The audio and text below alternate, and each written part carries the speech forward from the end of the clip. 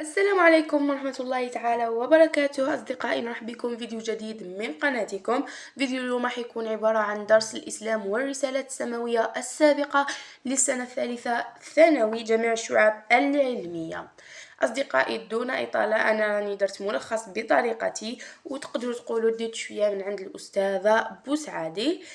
دون إطالة، تعريف الرسالة السماوية هي ما أنزله الله عز وجل على رسله وأمرهم بتبليغه، ومن الرسل موسى وعيسى عليهما السلام.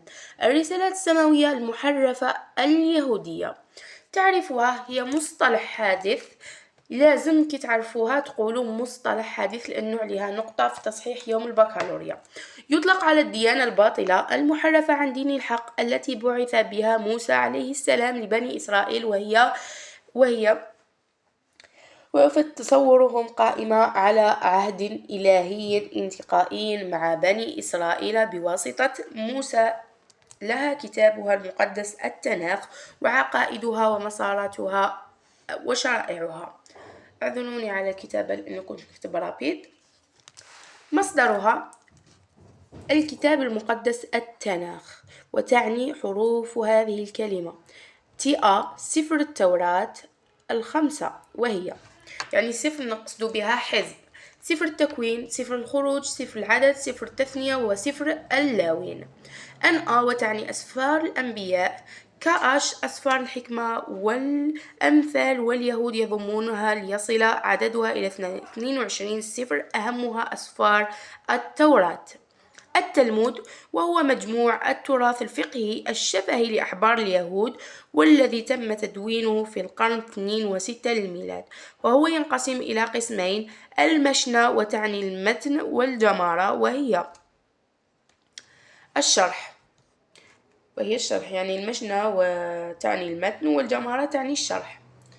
من انحرافاتهم العقائدية اعتقادهم في الإله، جعلوا لهم إلها آخر سموه يهوه، يعتقدون أن عزار ابن الله، يعتقدون كذلك أن عزار ابن الله والعياذ بالله.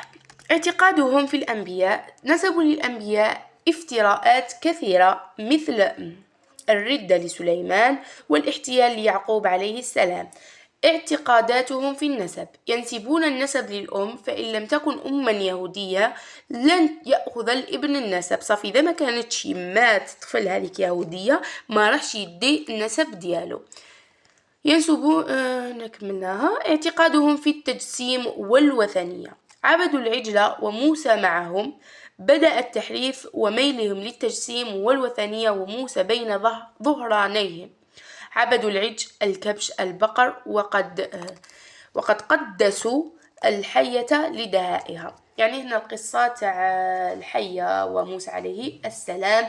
بعد حادثة كرمة سيدنا موسى عليه السلام العصا، حسبت لهم هما الحية تحولت الحية، كي تحولت العصا عفوا إلى حية، حسبت لهم إنه الحية تقدر تتحول إلى آخره. يعني تعرفوا حكاية تاع موسى.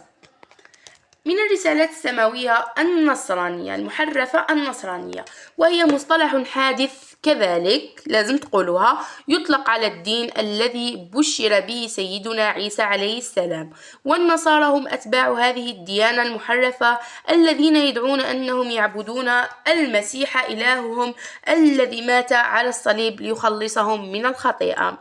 يعني هنا أتباع الديانة هم النصارى، ويعتقدون أن المسيح هو إلههم. تحدثت قصة إلى آخره. سيدنا عيسى ما ماتش، راهو عند ربي سبحانه. هما راهم يعتقدوا أنه مات باش يغفر لهم عن خطاياهم. ننتقل مباشرة إلى مصادرها. الكتاب المقدس فهو يتكون من العهد القديم التناخ والعهد الجديد الإنجيل. العهد القديم التناخ حيث أخذوا منه ما يشاءون وحذفوا منه ما يشاءون، يعني حلوا واش بغاو وحرموا واش بغاو. العهد الجديد الإنجيل ينقسم إلى 4 أناجيل: إنجيل لوقا، إنجيل متى، إنجيل يوحنا، زائد إنجيل مرقس. التقليد الكنسي. 2. التقليد الكنسي، وهو عبارة عن قرارات يقدمها البابوات والبطارقة في التشريع. ينقسم التقليد الكنسي إلى 2: الكاثوليك والأرثوذكس. يؤمنون بالكاثوليك والأرثوذكس من انحرافاتهم العقائدية، يعني كما عندها اليهودية انحرافات عقائدية، حتى النصرانية عندها انحرافات عقائدية.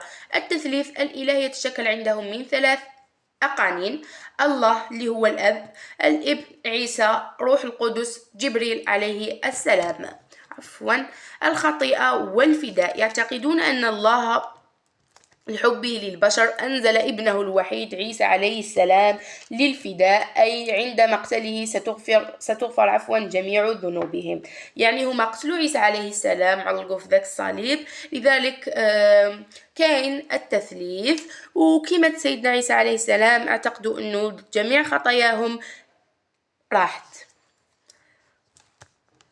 التوسط والتحليل والتحريم، غفران الذنوب، يعتقدون ويزعمون أن رجال الدين في الكنيسة أن لهم توسط بينهم وبين الله، يعني يعتقدون أن الله أعطى رجال الدين سلطة مغفرة الذنوب.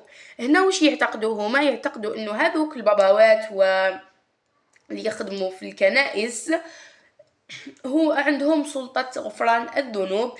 يروحوا زعما اللي دار خطيئة يروح لعند البابا يقول له باللي أنا أخطأت ودرت كذا وكذا، يقول له غفرت لك، لكن بشرط أنه يدفع مبلغ الغفران.